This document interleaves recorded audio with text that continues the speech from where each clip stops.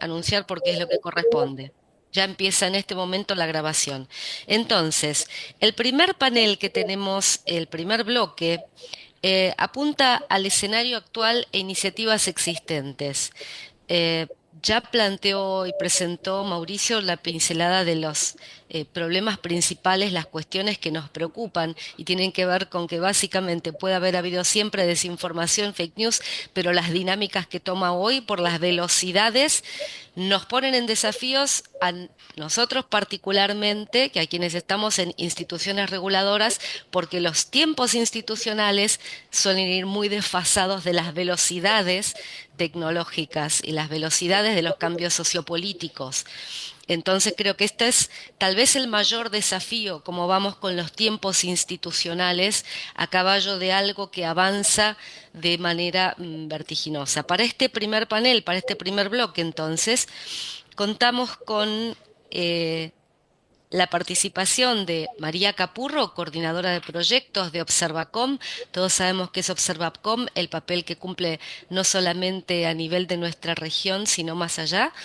Eh, por supuesto en Iberoamérica, y María entonces desde ese lugar privilegiado de poder tener, de contar con esta mirada regional, nos va a dar pinceladas del estado de las cosas en la región.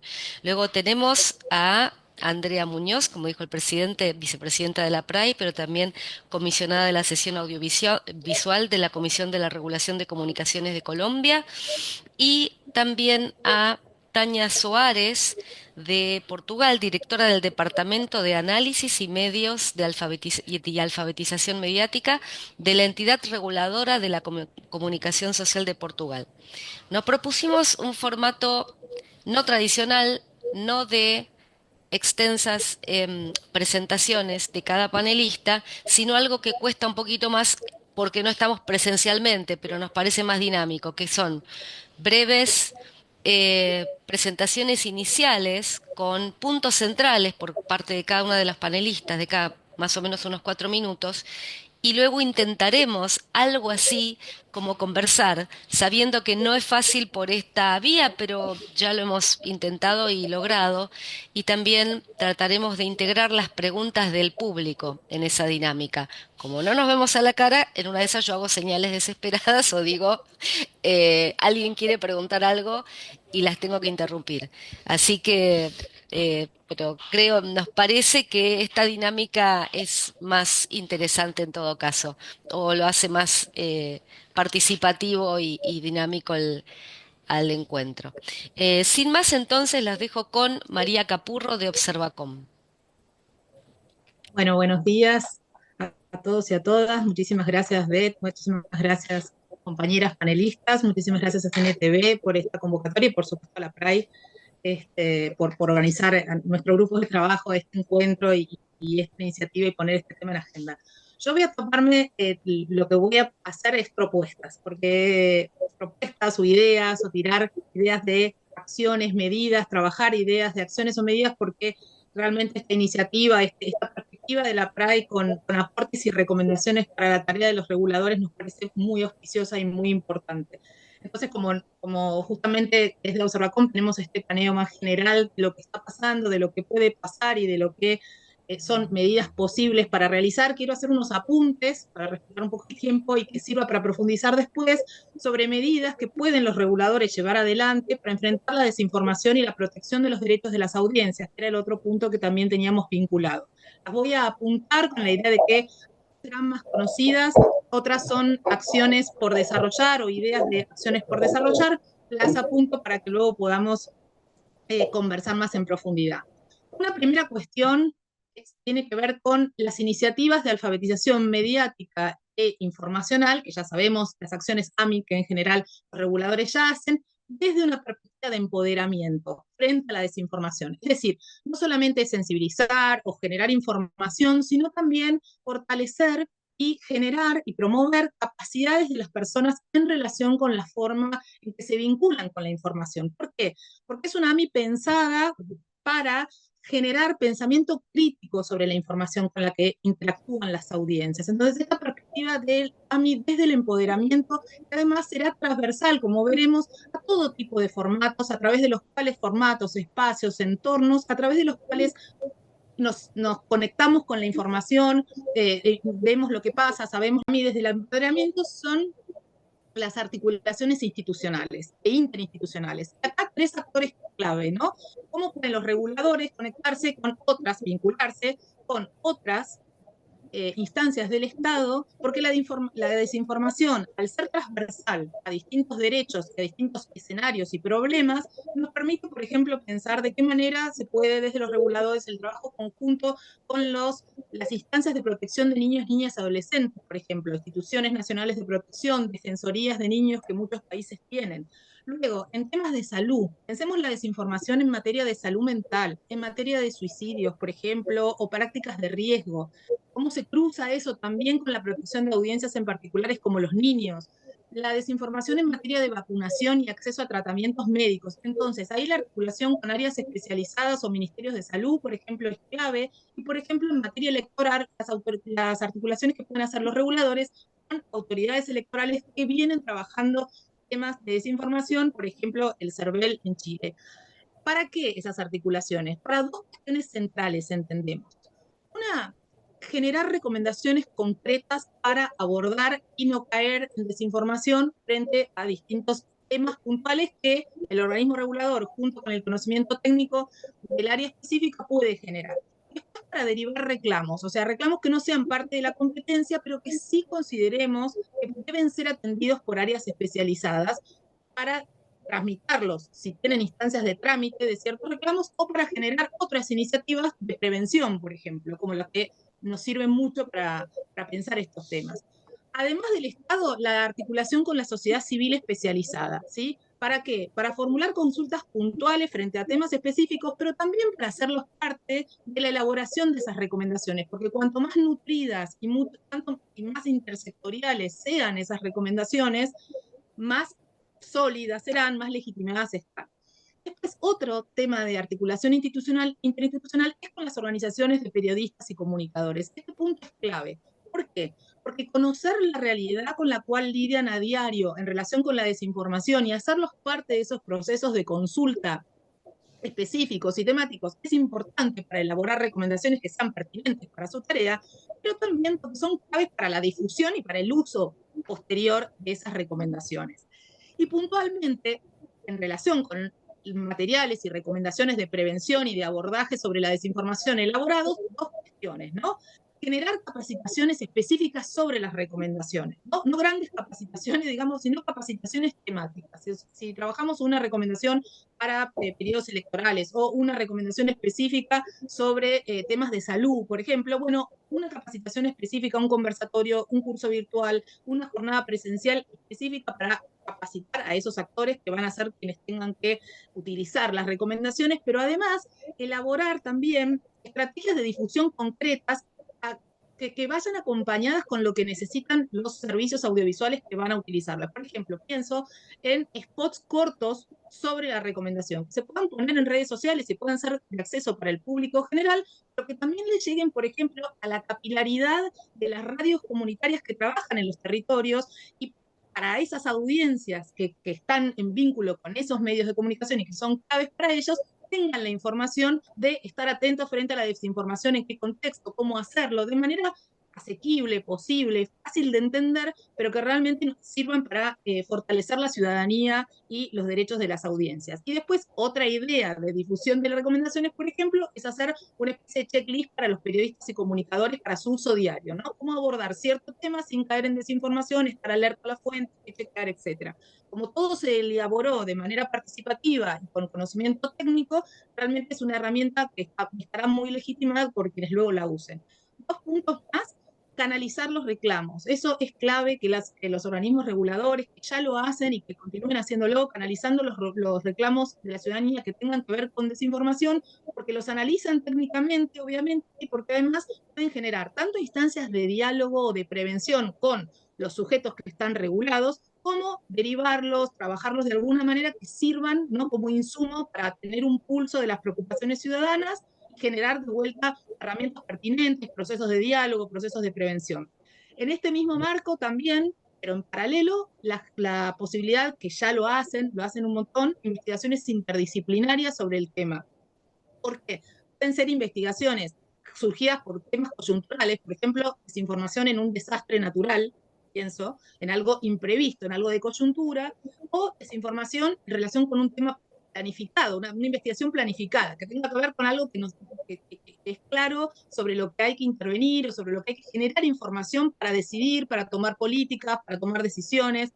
Esto es clave, porque esas investigaciones son insumos fundamentales para el propio organismo regulador y para otros.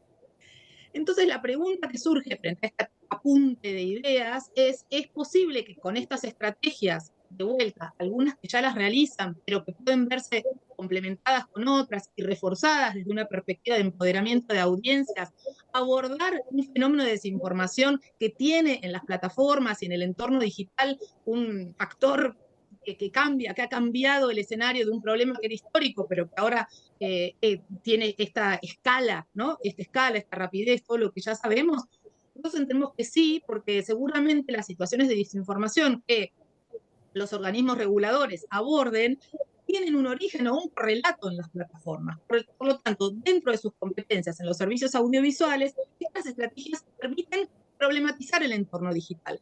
Pensemos que si es un AMI desde una perspectiva de empoderamiento, genera un conocimiento crítico en las audiencias o en los grupos sobre los que hagan actividades de AMI específicas, generan un empoderamiento que es transversal a cualquier formato, es una mirada crítica sobre la información. Lo mismo pasa con las recomendaciones, ¿no? Si se incorporan a las prácticas profesionales, generan un conocimiento que trasciende el soporte, que de vuelta es una mirada sobre el qué hacer y es una mirada sobre los destinatarios también y las audiencias. Para las audiencias también, ¿sí? Es una mirada nueva y una mirada crítica y más detallada y más consciente, digamos, sobre la información y cómo se incorpora. Y de vuelta, porque la desinformación en temas de derechos políticos, elecciones o demás, es Un clave, minuto, pero es María, transversal, perdón. sí, ya termino, pero es transversal a otros derechos, ¿sí? A la salud, a la educación, a los derechos civiles, a todos los demás. En todo eso hay posibilidades de revertir desinformación y generar más empoderamiento en las audiencias. Nada más.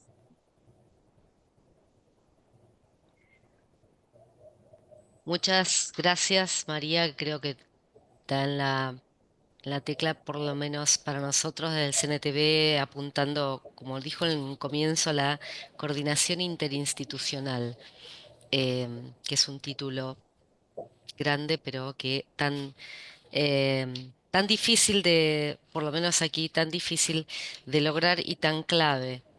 Eh, Volveremos sobre eso, espero, en el intercambio de ideas. Eh, Invito ahora a Andrea Muñoz a darnos de Colombia, a darnos sus miradas y perspectivas desde Colombia. Andrea, ¿cómo ves el escenario? Y ¿hay iniciativas? ¿Cómo les está yendo? Te escuchamos. Bueno, muchísimas gracias por este espacio. Buenos días a todos mis compañeros de la CNTV, y Observacón, María, Tania, Elizabeth. Y bueno, para nosotros es muy importante estos espacios porque tenemos que hablar de desafíos de desinformación y pues en todos nuestros países en estos 2 años vamos a estar inmersos en muchos temas electorales. Y pues el tema de desinformación en América Latina es bien desafiante porque pues desafortunadamente, como lo establece el Instituto Reuters, solo 35% de las personas confían en las noticias que consumen.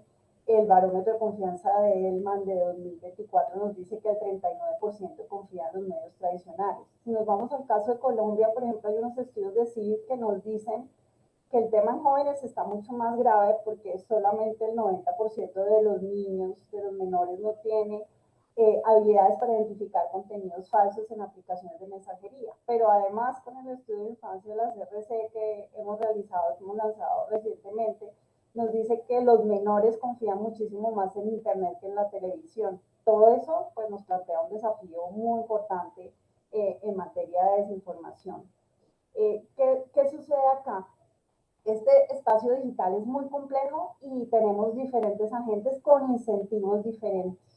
Las plataformas digitales actúan como administradores ad hoc de este espacio y pues básicamente han reducido significativamente los esfuerzos de moderación de contenido y simplificado todas las normas comunitarias, y eso pues está dejando muchísimo más el filtrado y la amplificación de contenidos a inteligencia artificial. Esto nos plantea pues unos desafíos muy complicados para todos los reguladores en Latinoamérica. En el caso de Colombia, todo el marco regulatorio electoral está un poco atrasado. Nosotros, pues acá en Colombia está muy atrasado todas las normas electorales en medios tradicionales como radio y televisión, vallas, pancartas, y se ignora un poco las dinámicas digitales en estas normas electorales. Este tema electoral pues lo regula un organismo diferente, y la CRC, que tiene un mandato claro para proteger el pluralismo y la imparcialidad informativa, pues no tiene competencia en este espacio digital, y eso limita muchísimo más la capacidad que tenemos para abordar todos esos desafíos de manera integral. Entonces, ¿qué hemos hecho nosotros? Pues como no tenemos esas competencias, nos hemos enfocado muchísimo en alternativas no regulatorias, pura pedagogía. Durante el 2020 trabajamos temas relacionados con desinformación con el COVID-19, tenemos herramientas de cursos virtuales sobre desinformación, estudios de pluralismo de épocas electorales en el 2022, en el que inclusive identificamos esos riesgos como la misma autocensura en medios públicos y la falta de transparencia pues, sobre los diferentes intereses económicos. También trabajamos con la OCDE en un primer documento que se hizo de Fact No Fakes, y estamos trabajando en un proyecto regulatorio de pluralismo informativo que lo tenemos abierto, y lo que busca es también promover la transparencia y garantizar efectivamente una cobertura muchísimo más equilibrada para los medios tradicionales, que son en los que intervenimos. Y estamos trabajando con diferentes organismos de la sociedad civil y también con entidades públicas la cartilla de integridad de la información en épocas electorales. Nos queremos enfocar este año en eso, con enfoque a todo el espacio informacional, y pues lo que vamos a hacer es incluir ahí casos de estudios, preguntas guías y recomendaciones prácticas para periodistas, partidos políticos, ciudadanos, para fortalecer la democracia y que podamos así mejorar la calidad de la información, y así pues de alguna forma generar mejores temas de democracia.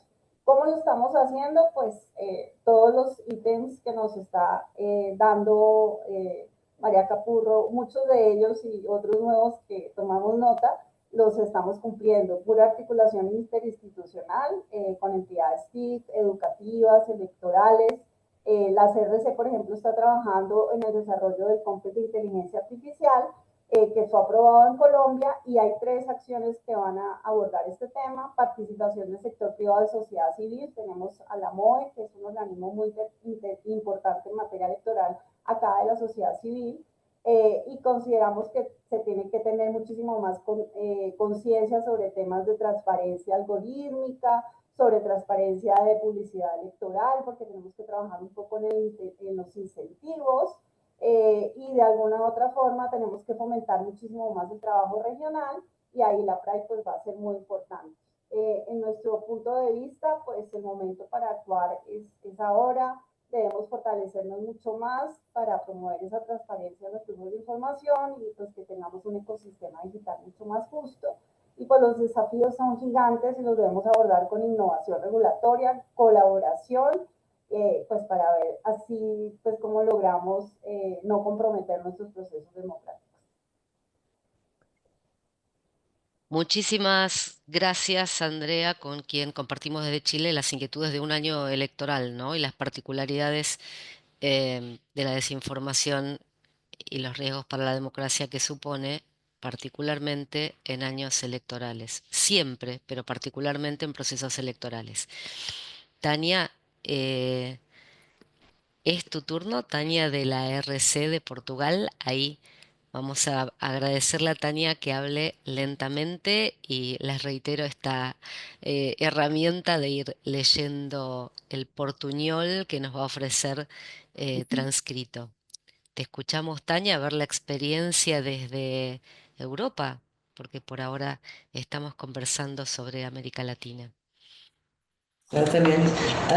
Eu queria agradecer para já esta oportunidade de podermos trocar ideias no âmbito da plataforma ibero-americana. E queria dizer que vou tentar muito rapidamente sistematizar o que temos feito, a entidade reguladora para a comunicação social de Portugal, numa lógica um pouco diferente, precisamente porque grande parte da nossa atividade resulta de trabalhos em grupos internacionais, nomeadamente no âmbito das instituições europeias e na qualidade de membros do grupo consultivo da Comissão Europeia, e isso marca de alguma forma o trabalho que temos feito.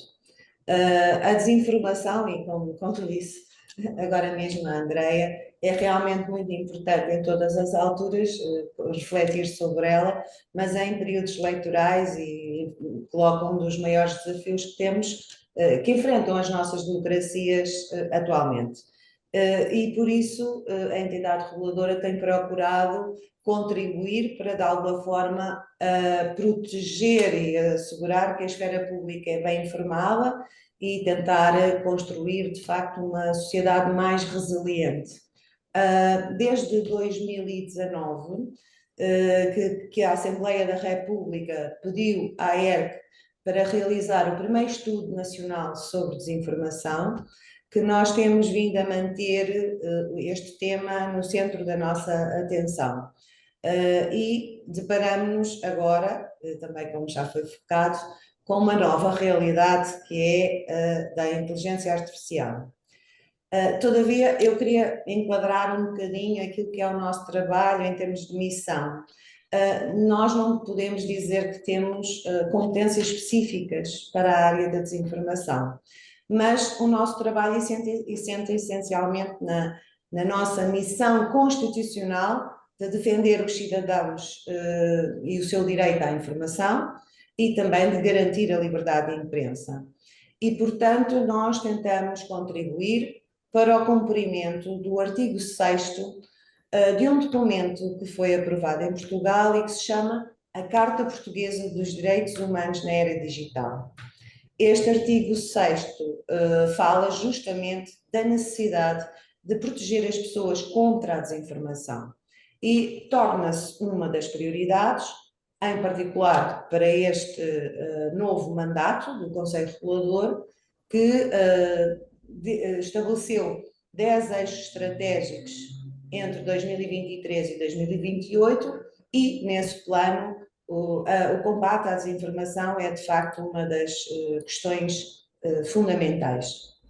Entre as nossas principais linhas de ação, aquelas que eu agora muito brevemente queria salientar, está precisamente ao nível europeu, no fundo, a incorporação e o trabalhar com os regulamentos europeus dos serviços digitais, o conhecido DSA, mas também o conhecido European Media Freedom Act, em que nós estamos a trabalhar junto dos outros reguladores europeus para monitorizar a integração formal do que chamamos o Código de Conduta contra a Desinformação, que foi implementado em 2018, mas que tem uma nova versão agora em 2022, uma versão reforçada.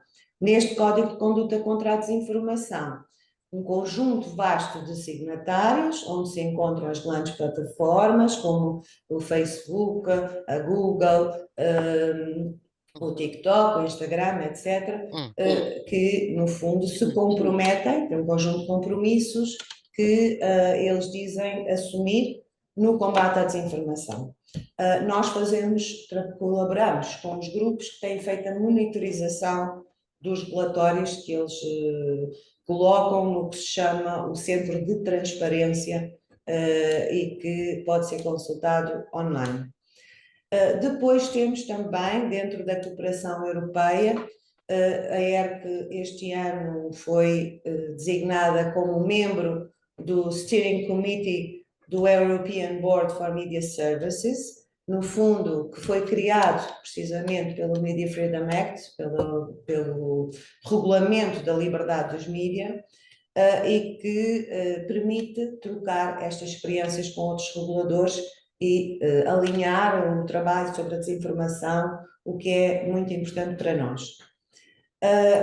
Salientava também que este ano nós temos, e nestas eleições em particular, marca uma forma de testar o que se chama o Rapid Response System, que no fundo é como o nome indica, um sistema de resposta rápida a ameaças às eleições, a desinformação sobre eleições em concreto, porque nós vamos ter eleições agora no próximo sábado, 18 de maio.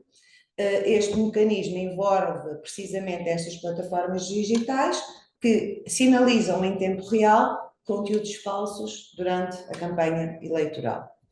Depois temos também um trabalho interno, temos equipas dedicadas à monitorização de desinformação em períodos eleitorais e já desde o ano passado que temos uma parceria com uma universidade, que é a Universidade da Beira Interior, para desenvolver ferramentas cada vez mais precisas e eficazes de detectar desinformação nas redes sociais relacionadas com a atividade partidária e os partidos políticos.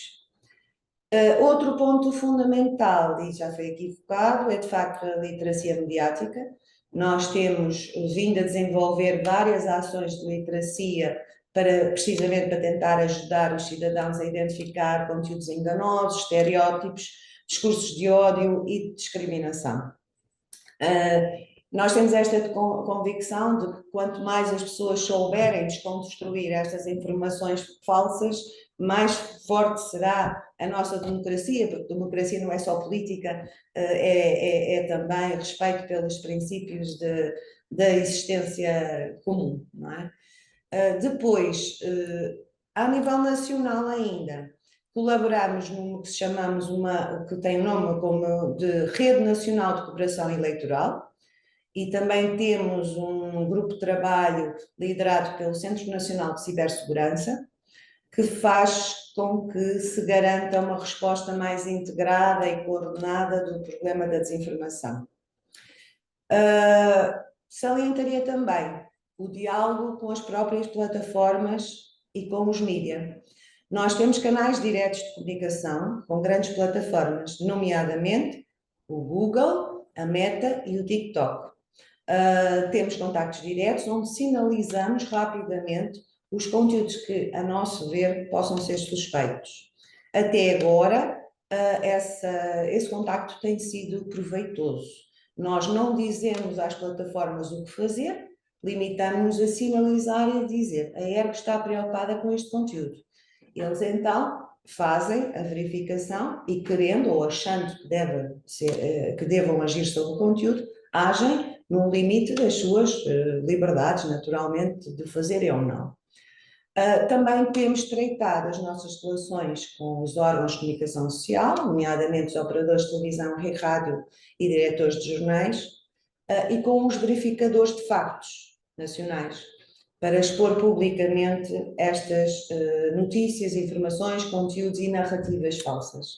Isto é um projeto integrado que leva muito tempo, tem vindo a crescer ao longo do tempo, mas agora temos aqui um novo desafio, não é? Que é a inteligência artificial, que traz um nível de sofisticação muito elevado. De qualquer modo, nós estamos a pensar na inteligência artificial como Perdón, un algo... minuto, Tania. Perdón, Sim, un sim, minuto, así no vou tenemos mesmo a tiempo de una acabar. rondita. A inteligência artificial numa dupla versão. A inteligência artificial traz muitos perigos pela incapacidade de não distinguirmos cada vez melhor, não é impossível, ou cada vez é possível distinguir informação verdadeira e falsa, mas a inteligência artificial também é uma oportunidade de detectarmos essa mesma informação falsa, ou seja, os reguladores europeus também estão a tentar incorporar nas suas ferramentas de trabalho alguns mecanismos de inteligência artificial, algumas ferramentas que nos ajudem a fazer o nosso trabalho. Só para terminar, então, queria salientar que os temas que temos focado a atenção sobre a desinformação são essencialmente a desinformação relacionada com a pandemia de Covid-19, como aqui vimos, os discursos de ódio contra imigrantes e minorias, é uma das preocupações, as narrativas manipuladas sobre a guerra da Ucrânia e, recentemente, a preocupação central, e que neste momento estamos a agir sobre ela, as falsas sondagens da opinião, os falsos inquéritos de opinião, que estão a ser usados por vários grupos para disseminar nas redes sociais resultados falsos, não é? Criados, manipulados. Em suma, isto aqui, o importante e o valor destas redes de reguladores é de facto nós trocarmos experiências, aprendermos uns com os outros e encontrarmos aqui uma forma de rentabilizar estas sinergias e capacitar o sentido crítico dos cidadãos. Agradeço uma vez mais a oportunidade. Muchísimas gracias, Tania. Bueno, nos quedó muy poquito tiempo para un intercambio y yo quería hacer una pregunta general para todas, porque no va a haber, no hay margen para conversar temas específicos con cada una y además hay una pregunta específica del presidente de la PRAI, Mauricio Muñoz, para Tania. Empiezo con la general y vamos a a la específica después de dirigida hacia Tania. Em, Escuchándolas, sobre todo escuchando la primera intervención de María, también la de Andrea, hay allí mucho de trabajo pedagógico, el trabajo, digamos, preventivo, trabajo educativo.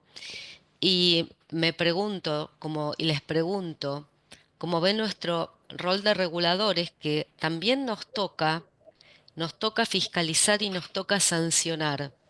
Entonces, y claro, parece, por ahora encontramos, viendo también experiencias, ¿no?, por la región y vemos más experiencias geopedagógicas que apuntan, que por supuesto para nosotros también tiene enorme valor, a empoderar a los públicos, empoderar a las audiencias, generar estas redes que también nos señalaba María de trabajo interinstitucional con defensorías y demás, con los periodistas, las periodistas.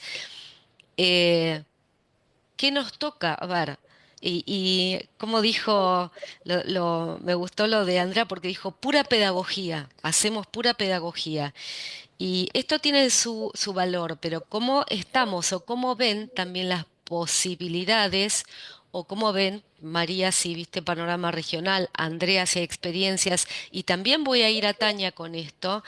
em, en qué nos desafía y qué cambia y qué avances hay también en materia de cómo fiscalizamos y cómo sancionamos, si es que tiene sentido ¿no?, la desinformación. Porque también está lo que decía Andrea de cuáles son nuestros alcances cuando los grandes desafíos están en las grandes plataformas y nosotros en general todavía como reguladores no tenemos ese alcance y no tenemos esas facultades.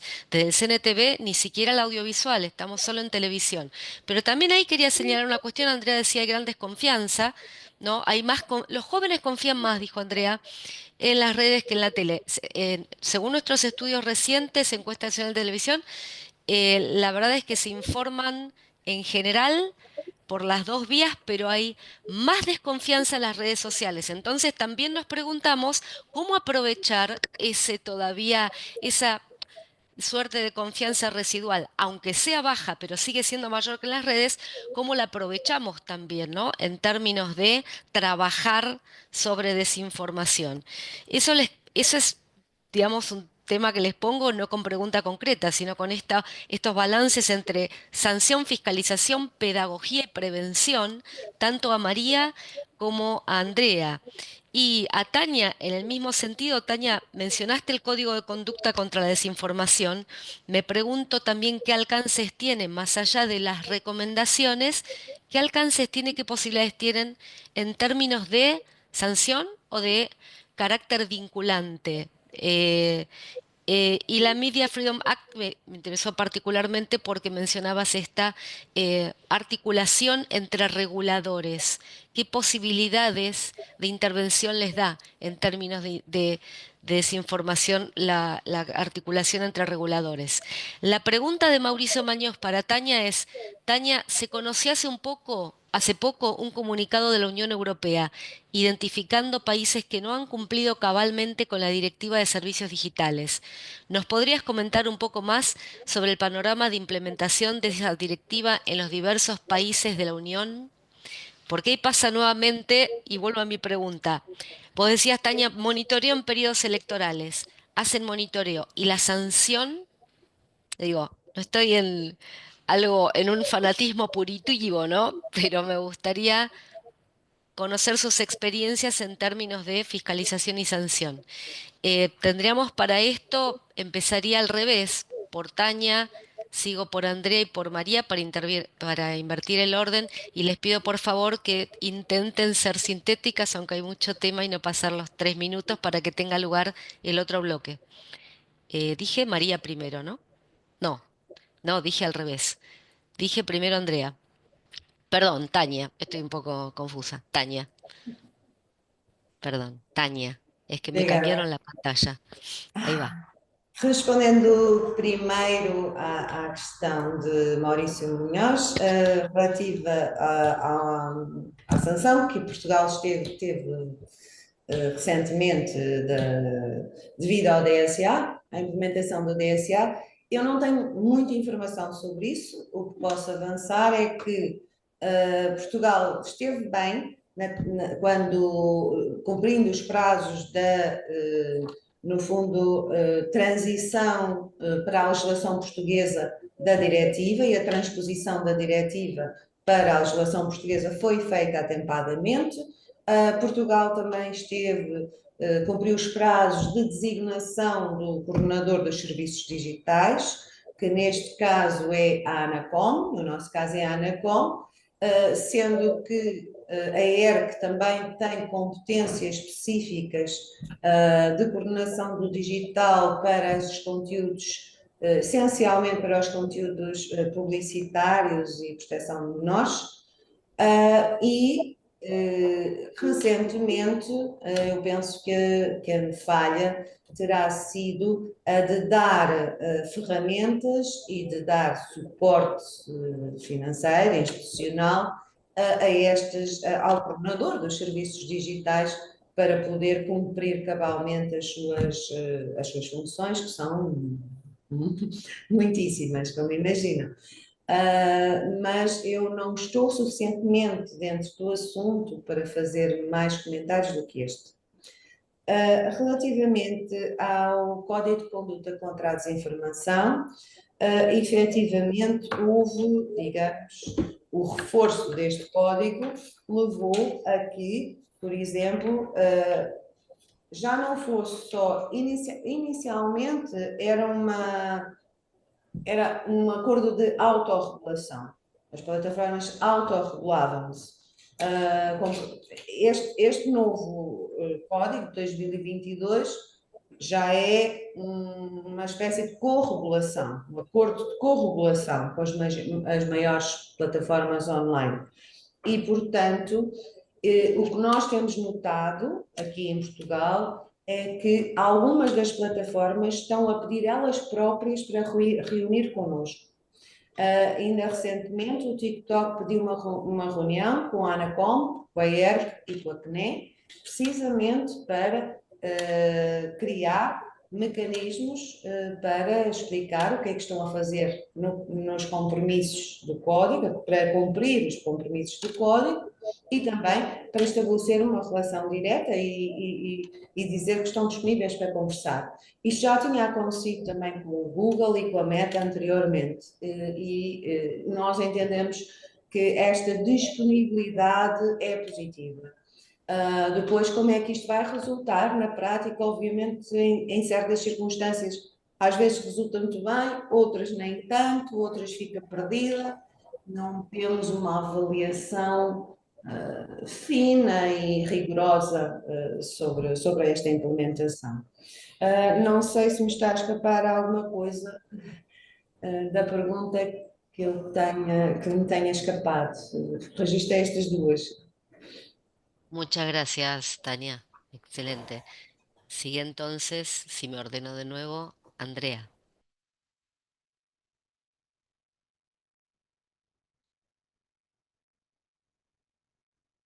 Andrea, ¿nos Ok, escuchas?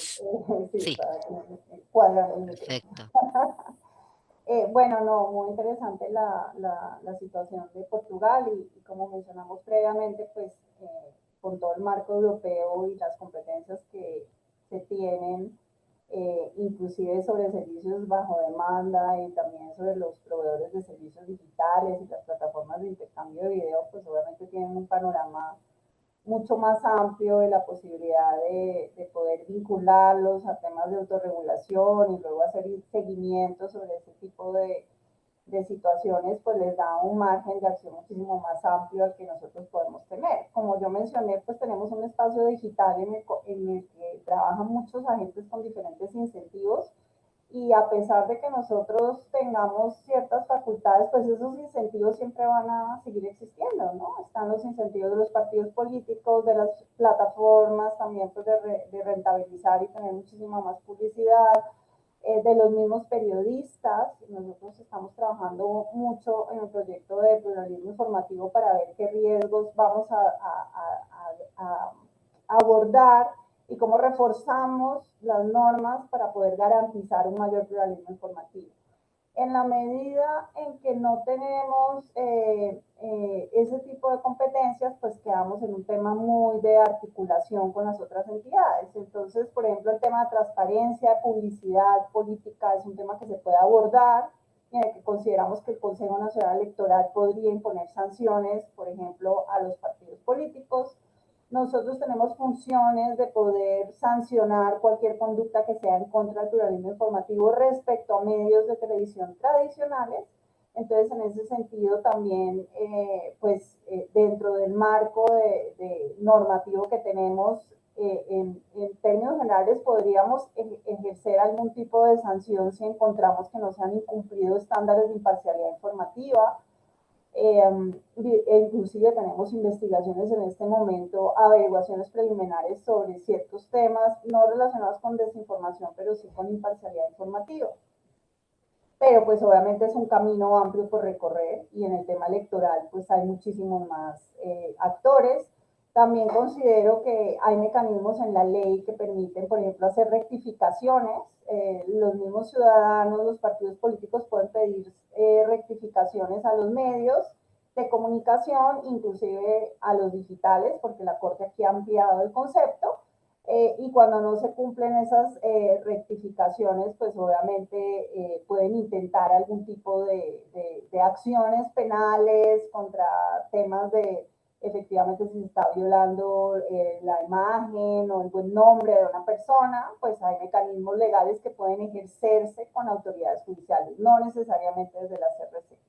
Nosotros creemos que se puede plantear un tema más de articulación, de prácticas, de hacer de alguna forma promover esos esquemas de autorregulación con las diferentes entidades y ahí tendríamos que trabajar, como lo está haciendo Portugal, con un esquema de monitoreo y seguimiento para ver cómo ese tipo de situaciones se cumplen. Frente a los partidos políticos podrían sancionar el Consejo Nacional Electoral, por ejemplo, temas de publicidad, autoridades judiciales, temas de rectificación, si no se cumplen, no hay difamación, y las RC, si no se cumplen estándares de imparcialidad informativa por los medios de televisión.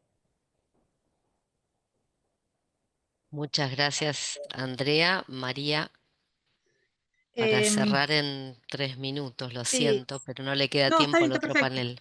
No hay problema. Yo lo que creo es que el escenario de desinformación, por su complejidad, por las limitaciones que tienen los organismos reguladores hoy en América Latina respecto del entorno digital y demás, no obtura, no niega la posibilidad de establecer otra modalidad de interlocución o de diálogo con los sujetos que sí están obligados, o sea, en este caso los licenciatarios de televisión, los licenciatarios de radio, para quienes tengan potestad de ahí, incluso la televisión restringida CNTV tiene, está ahí, establecer frente a una situación de incumplimiento, por ejemplo, de incumplimiento, que uno vea que hay un problema de desinformación, un mal tratamiento de un tema que tiene que ver con desinformación, sin llegar a la sanción. Hay caminos intermedios. Establecer un diálogo, a observar el problema, establecer un diálogo real, ¿no? Hemos advertido esto, queremos hablar con ustedes sobre esto. Mientras en paralelo uno genera un conocimiento de recomendaciones, de abordaje el tema bien en su detalle, decir, a ver, ¿qué se puede hacer como rectificación? O sea, porque se puede generar un proceso dialógico del que surja una reparación concreta y que entonces sin llegar a la sanción, claramente porque la sanción no transforma la práctica, no modifica el quehacer. Entonces, si uno genera un proceso dialógico de ese tipo, lo que hace es trabajar con quienes están en la toma de decisiones, trabajar constructivamente, preventivamente, modificando prácticas, generando reparaciones que después tienen interlocución con los públicos, porque si uno cayó en una situación de desinformación, multiplicó desinformación, imaginemos, ¿no? Un programa, magazine, estoy pensando en contenidos que son de su total competencia, y después en virtud de ese proceso, oportunamente, sin dilaciones de más, porque es verdad, los medios obligan a trabajar rápidamente, genera un proceso reparatorio, donde ese equipo ve que se generó una situación de desinformación, de multiplicación de desinformación y genera una reparación, eso es mucho más constructivo en el mediano y en el largo plazo que un proceso sancionatorio, en todo caso, que además tiene que ser una sanción que esté prevista en la ley, no puede ser cualquier sanción, porque ustedes no aplican sanción por cualquier situación, ustedes o quien tenga competencia sancionatoria no sanciona por cualquier situación, sino que tiene que haber principio de legalidad pleno.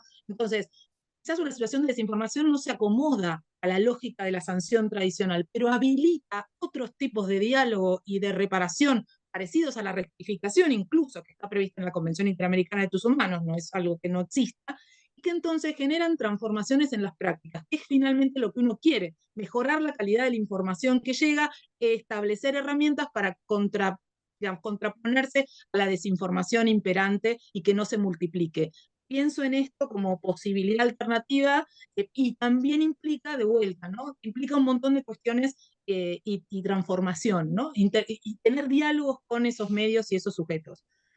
Y además eso claramente, obviamente, como tiene un diálogo con lo digital, obviamente la interlocución no es con el entorno digital, sino está dentro de la competencia, pero sí con actores que se nutren y multiplican a veces situaciones de desinformación. Muchísimas gracias, María. Con esto y sin más, digo, apuntando o fundamentando por qué en su perspectiva el sentido está puesto en lo que modifique prácticas y lo que modifica prácticas no es fundamentalmente en la perspectiva de María la sanción, sino otro tipo de acciones que Em, con esto les doy las gracias, cierro este bloque sin mayores comentarios porque nos queda poco tiempo para pasar al próximo. Así que hago muchas gracias María, muchas gracias Andrea, las invito a seguir em, en este espacio, por supuesto. Invito a Patti Peña, que está aquí especialmente invitada como no reguladora, así como lo estuvo María, pero que son miembros observadores también de la PRAI, aunque no sean reguladores, instituciones reguladoras. Y también a Marina Pita de la SECOM de Brasil, que no está aún, pero ya la contactaremos o ya ingresará al Zoom. Mientras tanto, y para no postergar, para no seguir demorando, iniciaría este segundo bloque con Pati Peña. Este segundo bloque intentamos apuntar más bien en hacia dónde avanzar, aunque bastante de hacia dónde avanzar lo hemos tomado ya en el primer bloque. Pati Peña es parte del I4T Knowledge Network, es además académica del ICI, de la Facultad de Comunicación e Imagen, pero Patti también tiene una perspectiva particularmente enriquecedora para este espacio porque fue parte de la Comisión de Desinformación impulsada desde el Gobierno de Chile. Allí está también Marina, pero de la SECOM de Brasil. Bienvenida, Marina. Tal vez tenemos la misma situación, Marina, que digo, lingüística que con Tania, pero en general con Brasil es por la pronunciación más sencillo entendernos, pero te invitamos también, si no, a abrir los side captions y escuchar o leernos en castellano, que ayuda. En una de esas tu portuñol es magnífico y no hace falta. Empezaría por Patti, además una amiga de la casa y una persona tremendamente solidaria a la hora de ayudarnos a aprender sobre todos estos temas. Patti, somos todo y todas y todes oídos.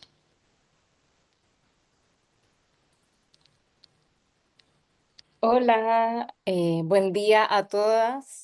Beth, muchas gracias por la invitación a participar con ustedes en esta jornada.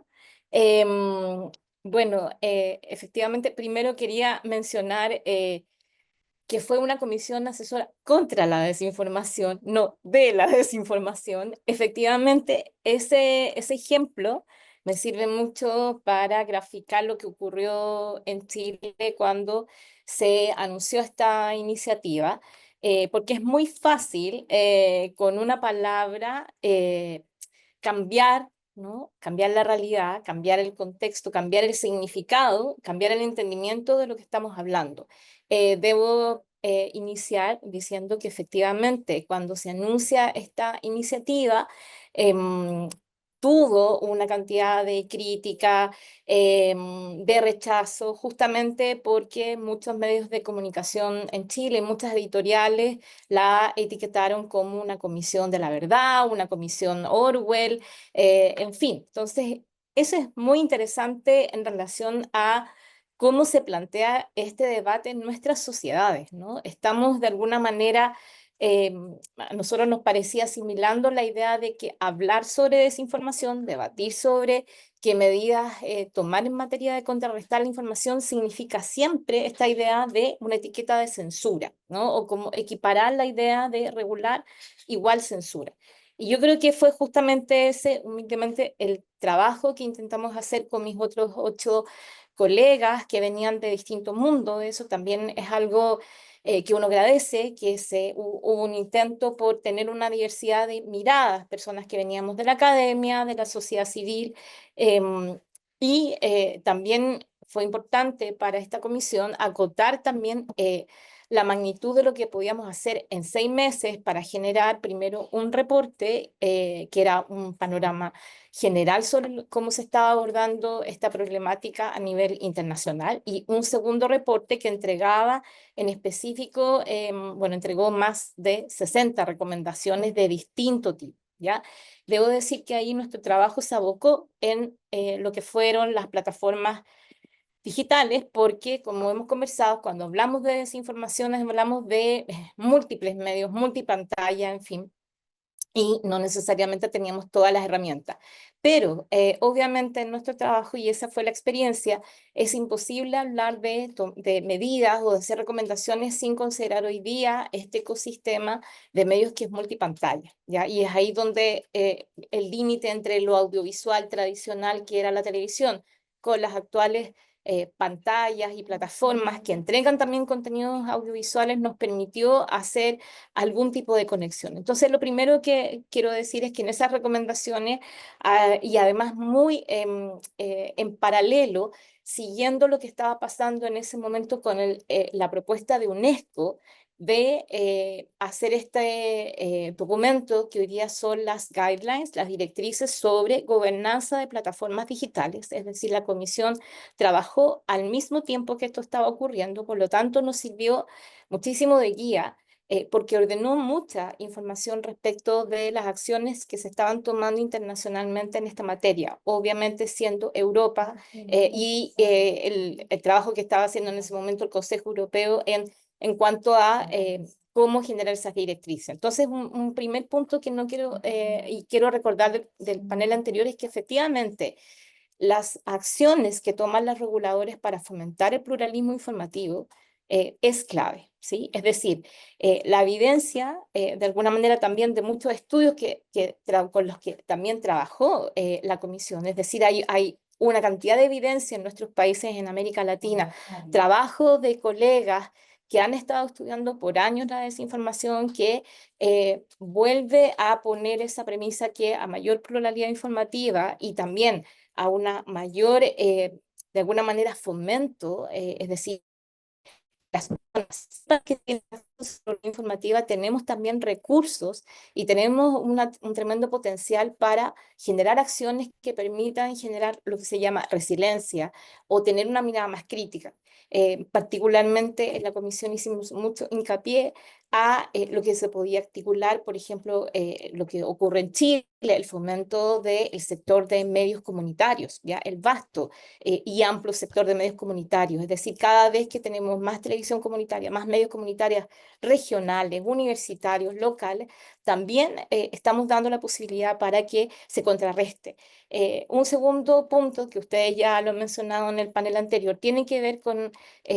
y en el trabajo de la comisión hacemos ese punto de no solo abordar la AMI, la alfabetización mediática informacional, sino que avanzar hacia una mirada de educación digital, porque hoy día en este contexto aparece la inteligencia artificial generativa. Y la inteligencia artificial generativa está presente hoy día no solamente en lo que vemos en contenido en plataformas de redes sociales, sino que cada vez más en contenidos audiovisuales que se presentan en productos tradicionales de televisión, noticieros, programas, etcétera. O sea, estamos viendo cada vez más cómo muchos noticieros recrean situaciones noticiosas usando inteligencia artificial. Y lo último que quiero enfatizar es un poco lo que ustedes también ya mencionaron, que es cómo poder articular colaboración entre actores y acciones preventivas. Estamos viendo dos cosas como tendencia. Una discusión, por ejemplo, a la idea de poder generar orientaciones, como lo hace la Ofcom en Inglaterra, para que el sector audiovisual en general sea más claro y transparente respecto a qué tipo de contenido están viendo las personas, sobre todo cuando hay un uso de inteligencia artificial generativa. Yo creo que ese es un punto interesante porque se va en paralelo a una discusión que hay acerca de ideas que dicen que debería haber un etiquetado de contenidos, ya una especie como de advertencia parecida a la de los alimentos. Ya, esa es una discusión interesante en debate, tiene varias aristas que podemos, creo, seguir conversando en una segunda pasada. Voy a dejarlo ahí. Muchas gracias, Patti. Me anoto lo del etiquetado, pero ahí vamos. Me genera muchas preguntas. Marina, desde la SECOM de Brasil, te escuchamos. ¿Cuáles son las pinceladas sobre medidas contra la desinformación? ¿En qué está la SECOM? Hola, gracias por nos invitarnos.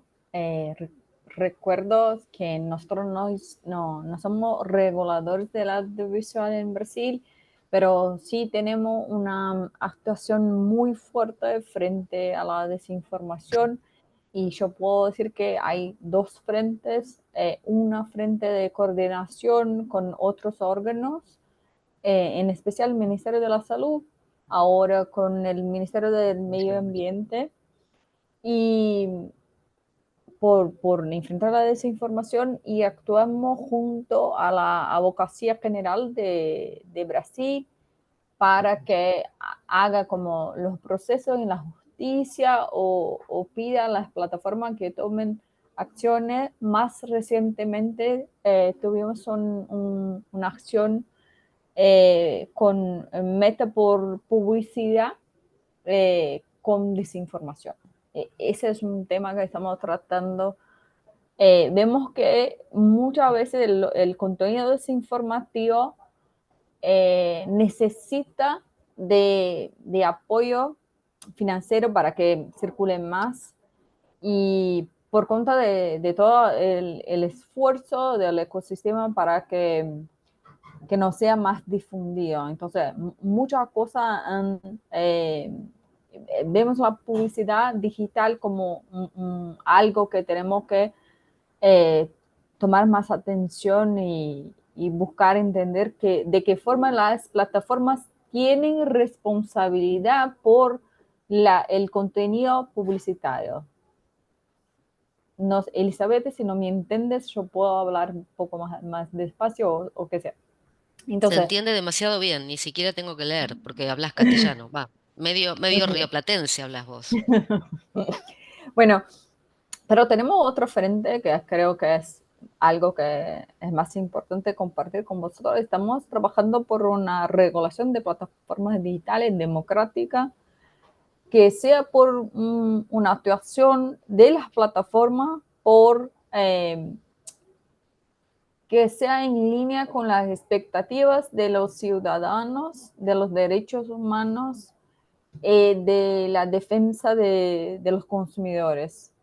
Entonces, tienen que actuar preventivamente incluso. No pueden hacer como tener su negocio en Brasil, pero no hacen nada para prevenir daños a los ciudadanos, a los consumidores. Entonces, un grupo de ministerios en Brasil está desarrollando una propuesta nueva para servicios digitales que incluye, pero las plataformas digitales que todas que tratan de contenido de terceros, que sean contenidos como audiovisuales o textos o servicios o productos.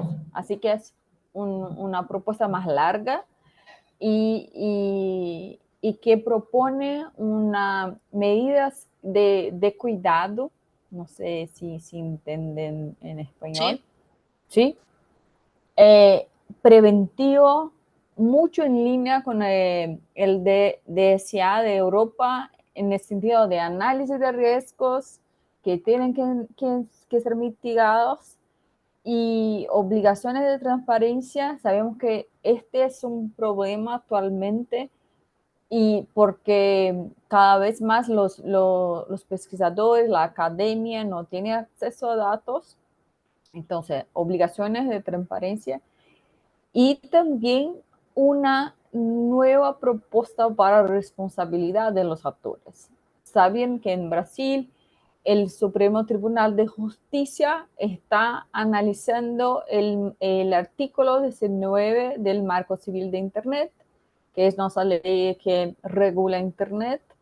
Y pasa que estamos entonces a partir de una propuesta de actuación preventiva digamos, de una forma general, no específica para cada contenido, crear un tipo de responsabilidad, que es si están haciendo las acciones para que los contenidos sean legales, para acciones rápidas frente a contenidos ilegales tipificados ya en la ley brasileña. O sea, no estamos creando una ley nueva tipificando un contenido como ilegal.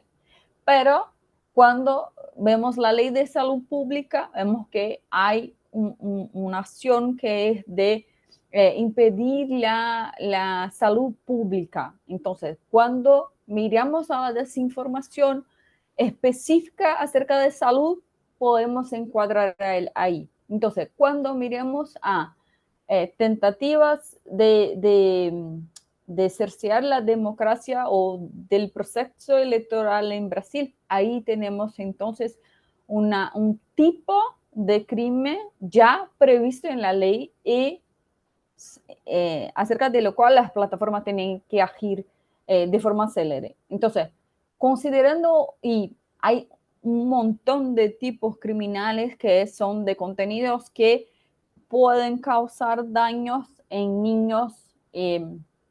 Entonces, hay una juntada de estos tipos. Tienen que agir preventivamente, tienen que agir de forma célere, incluso en casos de venta de productos ilegales, como yo había dicho, no es solo una propuesta para plataforma de contenidos audiovisuales o de textos, pero también para la venta de productos, servicios. Y entonces, si están agiendo conforme las obligaciones en general, no acerca de los contenidos, no pueden ser responsabilizadas, digamos, civilmente por un contenido específico que no fue bien trabajado. Pero contenidos que son de fácil identificación, eso sí, ¿no? Eso ya está en marco civil. Mira, contenido para que sea de pornografía infantil, claro. Entonces, cerro por aquí, Elizabeth. Muchas gracias Un minutito por más. invitarnos. No, no tenía que ser tan abrupto, te iba a decir que vaya cerrando, pero nos queda un poquito más. Tania, ya te tuvimos en el otro panel, pero ahora, bueno, apuntando más hacia medidas y en el contexto de lo ya planteado por Patti y Marina, que quisieras comentarnos antes de pasar a otras preguntas.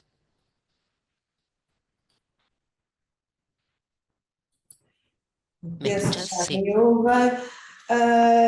Bom, as preocupações que foram levantadas anteriormente e as propostas de ação são também preocupações nossas, sistematizando aqui aquilo que podem ser questões que temos identificado como problemáticas e que achamos que devemos trabalhar, mais do que ações, às vezes são concepções e conceitos. O próprio conceito de desinformação, o que é desinformação, concretamente é algo que parece estar sedimentado, mas não está. É diferente nos vários contextos geográficos e muitas vezes continuamos a confundir desinformação com informação pouco rigorosa ou com erros, enganos, e portanto o efeito malicioso, a intenção de enganar, muitas vezes não está em tudo e confundimos, e muitas vezes isso afeta também a liberdade de expressão. A questão da liberdade de expressão, que surge muitas vezes como meio de escamotear também intenções maliciosas, e refletir sobre como separar e clarificar o que é a liberdade de expressão, e nós gostamos de dizer que discurso de ódio não é a liberdade de expressão, e portanto os princípios constitucionais e os direitos, liberdades e garantias fundamentais têm que ser, a nosso ver, ou podem ser um princípio para balizar estes dois direitos importantes, que são a liberdade de expressão e também o direito à verdade e à informação e a não ser enganado. Depois, temos trabalhado também o papel fundamental do jornalismo e dos jornalistas e a defesa dos jornalistas como uma peça fundamental para nos ajudar nesta destrinça, nesta distinção do que é uma fonte credível, onde é que podemos ir verificar se aquilo de facto aconteceu. Tivemos recentemente, nós e os colegas espanhóis, o famoso apagão, em que ficámos sem eletricidade, ficámos às escuras, e ainda assim nós cidadãos tínhamos dificuldades em comunicar, mas ainda assim passou tanta desinformação sobre a origem, a eventual origem e as teorias da conspiração, quanto quer à proveniência, à origem desse apagão, quer quanto aos efeitos que eles poderiam ter. E a nossa dificuldade enquanto instituições, enquanto reguladores, e assumirmos isso, a pouca capacidade que tivemos de esclarecer as pessoas. No caso de Portugal, os esclarecimentos aconteceram apenas através da rádio. A rádio teve um papel fundamental e muitas vezes é um meio até um pouco menos considerado, e mostrou nesse dia, de facto, a sua importância, porque só se comunicava, basicamente, a partir de uma certa altura, só se comunicava e só nos informávamos através da rádio. E eu acho que, se calhar, temos que pensar juntos estes desafios e estes inesperados, porque por vezes acontecem coisas que não estão planeadas. Estes cenários de crise são também importantes para refletirmos. Neste momento, acho que era isso que eu tinha essencialmente para acrescentar. Muchísimas gracias, Marina, Tania. Tengo pregunta para Patti y Marina. Planteo las dos juntas porque tal vez una quiere tomar partes también de la otra. Eh, Dejaste ahí picando, Patti, esta cuestión de la idea del etiquetado y a mí me recuerda un poco a temas que tratamos el año pasado también en este grupo de trabajo, que es el fact-check, ¿no?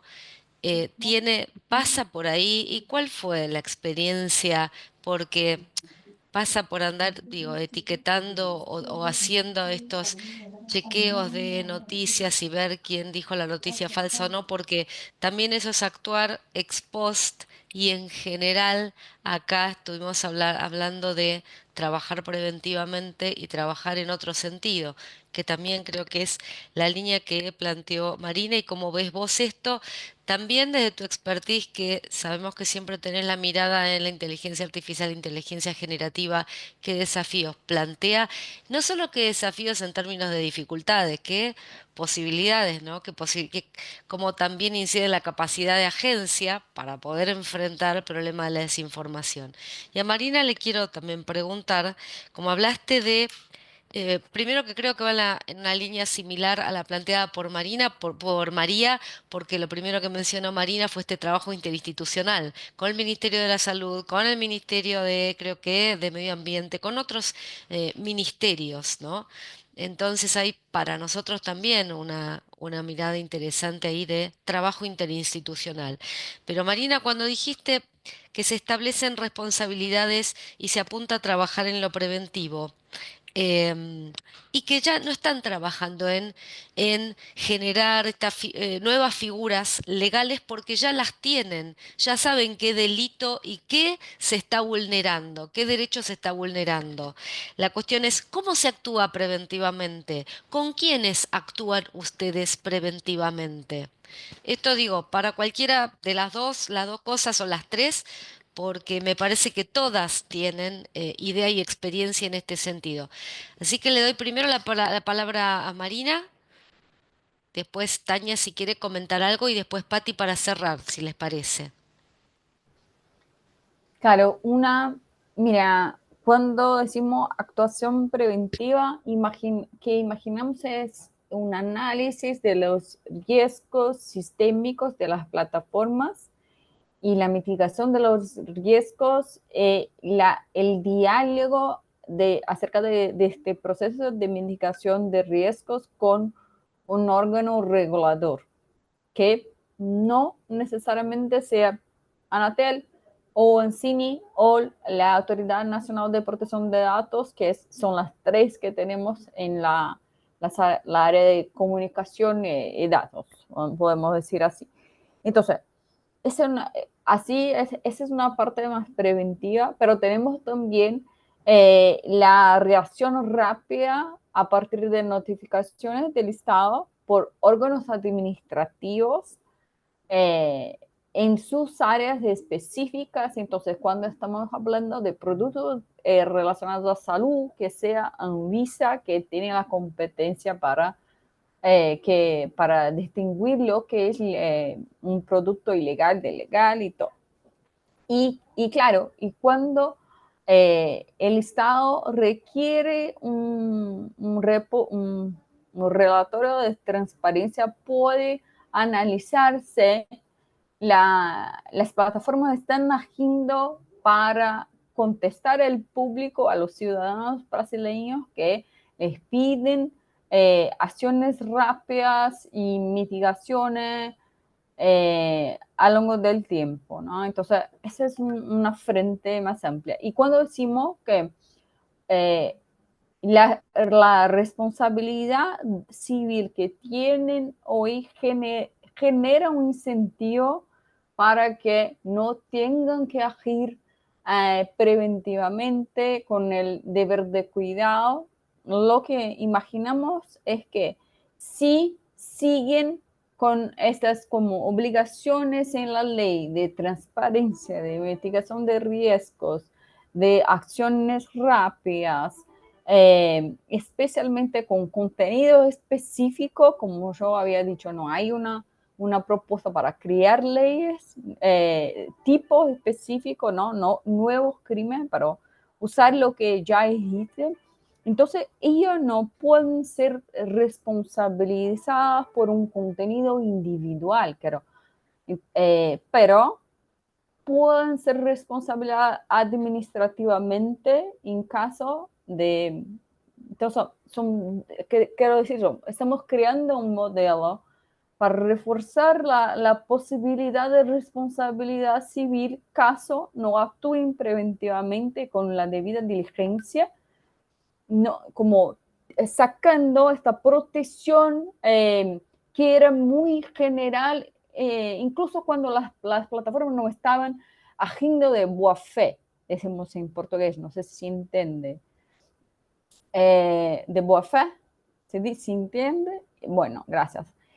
Y entonces, una otra parte es la posibilidad de sanción administrativa. Entonces, creemos que ese es un camino democrático que promueve la innovación, ¿no? que reconoce lo que ofrecen de mejor a los ciudadanos, a los consumidores, pero también exige más información, acción, incluso contacto para los consumidores en Brasil,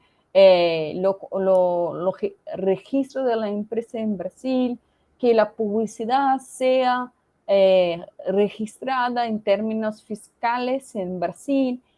Entonces, hay un conjunto de razones. Lo que quería ya como finalizar mi intervención, Isabel, es que ahora el gobierno brasileño analiza cómo va a ser como el envío de una propuesta como esa a el legislativo, el poder legislativo de Brasil. Entonces, aún es una propuesta, tenemos que ver cuáles serán los próximos pasos y tiene que ser muy cauteloso porque nosotros sabemos que hay mucha desinformación, como creo que Tania había dicho, hay un uso malicioso del derecho a libertad de expresión para deslegitimar algunas propuestas, algunas acciones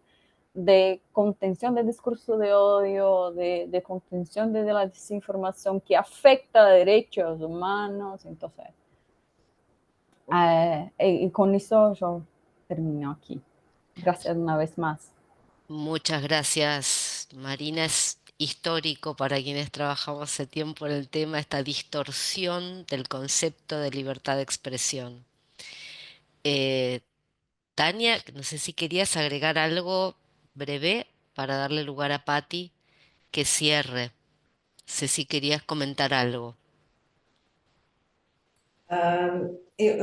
Parece-me que estamos aqui numa situação em que eu desconheço as competências de cada um dos reguladores que está a integrar a PRAI neste momento para a área da desinformação, mas nós reconhecemos as nossas limitações do ponto de vista de competências específicas, por exemplo, para as questões do sancionamento.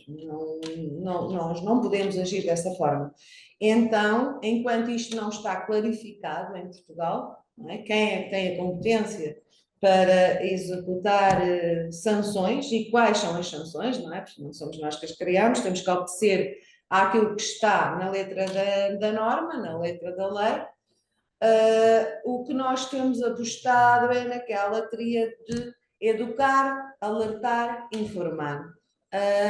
não só, e fundamentalmente, o que vocês chamam de alfabetização mediática, e nós chamamos a literacia mediática, não só uma aposta muito forte nisso, mas como eu disse há pouco, nós, enquanto reguladores, podemos alertar, eu acho que podemos alertar, podemos sinalizar conteúdos informativos, podemos fazê-los chegar também aos órgãos para que as pessoas, os cidadãos, saibam que, pelo menos estes, não são confiáveis, verificamos que não são reais. E a outra vertente, que já tinha sinalizado, que é o papel de informar com rigor, e esse cabe aos jornalistas e cabe trazer os jornalistas, lá está, também para as ações de literacia mediática, também para o lado da informar, educar e alertar, porque isto podemos fazer todos, ou quase todos, até a sociedade civil. Era só da minha parte. Obrigada. Muchísimas gracias, Tania. Patti, Sí, palabra final. bueno, la verdad es que Tanto que decir. el caso de Brasil lo estamos mirando con mucho cuidado porque también es un referente en el continente y hay que decir que hemos sabido que el gobierno de Chile firmó un convenio con Brasil en esta materia. Hay cosas, por supuesto, en los contextos que son distintos. Yo quiero recalcar un poco la situación de países como Chile, donde el regulador audiovisual no tiene necesariamente todas las competencias, ni toda la expertise, ni todos los recursos para realizar un montón de acciones, primero que nada. Cuando, por ejemplo, ustedes ven recomendaciones de tipo monitoreo, esto mismo que planteaba antes de empezar a mirar el uso de la IA generativa en el sector de medios audiovisuales, en plataformas, por supuesto que es complejo, pero sí en la investigación que se hizo para preparar las recomendaciones, pero también en otro equipo de investigación y por el cual me toca ser parte de I4T Knowledge de la UNESCO, que es un núcleo transdisciplinario de convergencia digital que tenemos en la Universidad de Chile, nos está permitiendo abrirnos también a una colaboración entre distintos especialistas que, por ejemplo, nos permita replicar algo que ya existe en Europa, que es un observatorio de desinformación, un observatorio que viene del mundo académico y que, como decía Marina, ayuda, por ejemplo, a resolver cuestiones que a lo mejor el regulador no va a poder realizar. Entonces, yo mencionaba que en particular hay una discusión bien intensa hoy día en si es un mecanismo no adecuado el tema del etiquetado, ¿ya? Hay quienes están a favor y hay quienes están en contra porque también significa generar competencias, significa recursos, significa crear equipos que estén capacitados para hacer esta acción que es un poco previa. Cuando yo decía que es una acción preventiva, claro, como tú señalabas, Beth, toda la tradición de las organizaciones, de los medios que se han especializado en chequeo de información, en chequeo de datos, es algo ex post, ¿ya? Y de hecho, un gran problema que tenemos en países como Chile y otros de América Latina es que hoy día las plataformas digitales de redes sociales están evitando que el accionar también de esas organizaciones, muchas de esas plataformas habían avanzado en nuestros países en permitir que hicieran el chequeo humano de cuestiones que sus algoritmos ya estaban haciendo de manera automática. Eso estamos viendo que a partir de este año con los anuncios de Meta, de X, ya no está ocurriendo, ¿sí? Entonces también nos deja en un ámbito desprotegido. Un cuarto punto que quiero señalar también tiene que ver con otra característica que tienen varios países como el nuestro, que es, a diferencia de Brasil, nosotros tenemos nada de presencia, ya sea con una representación legal o comercial de estas empresas, ¿sí? O sea, no es que en Chile tengamos una oficina de Meta, con suerte tenemos una de una de las empresas y sería todo. Entonces también una de las recomendaciones centrales, como teniendo en cuenta esto, porque eso ya es un asunto de voluntad política, de decirle a estas empresas, tengan una representación legal o una representación comercial, si van a operar en nuestros países, es como damos la vuelta en otros ámbitos, ¿ya? Quiero destacar efectivamente, hemos conocido el trabajo que CERVEL, en Chile, el Servicio Nacional Electoral está tratando de implementar muy parecido a lo que han hecho otros países, que es sentar a la mesa a estas empresas, algún representante de estas empresas, por lo menos para hacerlas cumplir en materia de lo que es las mínimas medidas en materia de publicidad electoral. Entonces, vuelvo a tu pregunta central sobre la IA generativa. Particularmente, este es un año que, al igual que el año pasado, se está muy alerta porque es muchísimo el flujo de contenidos que hoy día consumimos con uso de inteligencia artificial generativa. Y cada vez eso va a ser más sofisticado. Entonces, el punto es, no necesariamente, no es un asunto de regular para prohibir el uso, para evitar el uso, ya eso queda claro. Las corporaciones noticiosas, el mundo del periodismo está usando intensivamente la inteligencia artificial y cada vez la usará más para automatizar muchas cuestiones, incluso en materia de investigación o de preparación, etcétera. Como todo es un buen ejemplo, estas guidelines, estas orientaciones que genera Ofcom para el sector audiovisual inglés, que incluye tanto a productoras, pero también a productores de software, que pone unos estándares bastante básicos que la Unión Europea ya ha discutido, que son cuestiones de ética, que son cuestiones de transparencia, transparencia de los algoritmos. Es decir, también trabajar con el sector privado, con el sector audiovisual que genera contenido en subir también estas responsabilidades que hemos hablado acá, que es finalmente transparencia para no vulnerar derechos fundamentales como la expresión, la opinión, el acceso a la información, etcétera, ¿sí? Entonces creo que ahí hay un campo que todavía entre todos nuestros países tenemos por desarrollar. Yo también creo que es importante que haya voluntad política, pero también haya voluntad desde los reguladores de abrir quizás estas mesas de trabajo, abrir estos espacios de colaboración que quizás no se están dando por otros mecanismos, ¿sí? Eso. Muchísimas gracias, Patti, muchas gracias, Tania, Marina, María, y por ahí también no la veo, pero sé que está por allí Andrea. En honor al tiempo voy a ir cerrando, no voy a hacer una especie de resumen y de conclusiones del evento por la hora que es, pero sí les quiero comentar a todos y también a no solo a las panelistas, no veo a los participantes, pero veo que hay mucha gente. Muchísimas gracias por acompañarnos. Somos conscientes que dada la complejidad del fenómeno que estamos tratando, esto es apenas asomar. Estos son solo humildes pinceladas que damos en apenas una hora y media, pero que es lo que nos permite este espacio de la PRAI, es la gracia de este espacio, la gracia de la PRAI que nos permita, digo, intercambiar experiencias y no solamente intercambiar experiencias, pensar en medidas, en qué hacemos de acá para adelante.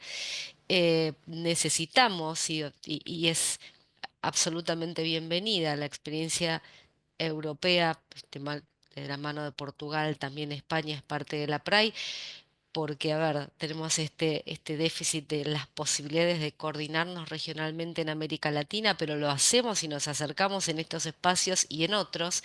Muchísimas gracias a la SECOM de Brasil, aunque no es estrictamente un regulador, nos es imprescindible en este momento y lo sabemos por cuestiones también de coordinación de estrategia política. El peso relativo de Brasil es indudable y sabemos los avances que están teniendo. Muchísimas gracias a extrarreguladores como Patti y María, que con su expertise, mirada regional y mirada internacional nos permiten también avanzar. Eh, y, y gracias a nuestro par de alguna manera regulador en Colombia, si bien tenemos distintas competencias y distintas posibilidades, distintas competencias y alcances de los organismos en los que estamos, tanto con Tania como con Marina de Brasil, de Portugal, de Colombia, tenemos distintos ámbitos de o llegadas o facultades. Creo que las preocupaciones y los marcos valóricos en términos de respeto a los derechos humanos, libertad de expresión, derecho a la información, el foco puesto en lo preventivo, en lo interinstitucional, en, como decía María, acciones que cambien prácticas y enfoques que cambien prácticas, nos parece al menos, digo, valiosos elementos que podemos tomar ya mismo. Vamos a recoger todo esto en la relatoría, en documentos de este encuentro y por supuesto vamos a continuar para avanzar hacia nuestras formulaciones de recomendaciones desde este espacio. Como les dije, este es apenas una primera aproximación. Muchísimas gracias a todas las panelistas y a todos los que todos quienes nos acompañaron como participantes. Hasta el próximo encuentro. Gracias. Muchas Hasta luego. gracias. Hasta. Chao, hasta luego.